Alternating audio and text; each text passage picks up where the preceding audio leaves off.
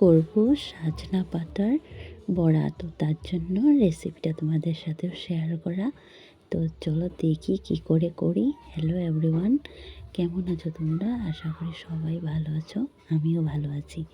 তো এদিকে শাশুড়ি আর আমি মিলে সজনা পাতাগুলো বেছে জলে ভিজিয়ে রেখেছি, আর অল্প করে চাল ভিজিয়ে রেখেছি। তারপরে চালটা আমি গুঁড়ো করে নেবো। তার জন্য এই যে আমি মিক্সারে নিয়ে নিয়েছি চালটা, আর আমি এদিকে গুঁড়ো করে ওই গুঁড়োর মধ্যে আমি একটু বেসন আর নুন আর হলুদ দিয়েছি, দিয়ে তারপরে আমি পাতাটা মেখে রেখে দিয়েছিলাম। তো সেইটা ভিডিওটা করতে পারিনি, তার জন্য সরি। তারপরে এদিকে আমি কড়াই গরম করে তেল দিয়েছি। ও হ্যাঁ, আজকে কিন্তু বড়াটা আমার শাশুড়ি করেছে, তোমাদেরকে আগেও বলে দিয়েছি আমি।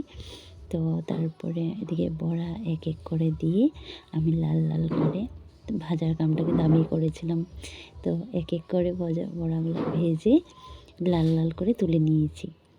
আর এই দেখো, তারপরে আমার বড়া কমপ্লিট হয়ে গেছে। কেমন হয়েছে জানিও। সিম্পল আজকে নিরামিষের দিন বানিয়েছি। তারপরে এদিকে আমি একটু টেস্ট করে দেখলাম, খুবই ভালো হয়েছে।